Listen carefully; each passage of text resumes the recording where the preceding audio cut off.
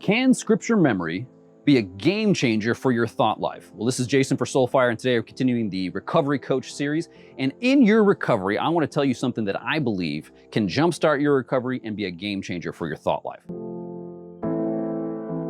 Well, somebody who's recovering from a pornography addiction, one of the biggest challenges that we have is our thought life. Even if you stop ingesting pornographic material, you'll continue to be tempted by things that are stuck into your brain. So what do we do with the battle in our mind? What do we do with the battle of our thoughts? Well, this is where we can do a little neuroscience here, and we can talk about some of the recent studies on our brain. And one of the most beautiful things about the way God designed your brain is that you actually cannot think of two things at the same time. So why is that an advantage? Well, the myth of multitasking is just that. It is a myth. Your brain cannot simultaneously be focused on two things. So for example, studies have shown you cannot be thankful and stressed at the same time. So how does scripture memory fit into all this? Well, it is very difficult to not think about something. So if your goal is to not think about pornography, to not think about sexually explicit material, you're really going to be thinking about that stuff. It's difficult to not think about something, but what you can do is you can think about something. So what do I mean?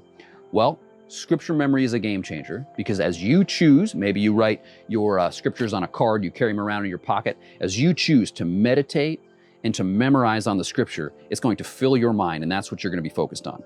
So in my life and in my recovery journey, whenever I've been tempted to have sexually explicit thoughts, those former pictures come back to mind, they come back into my focus.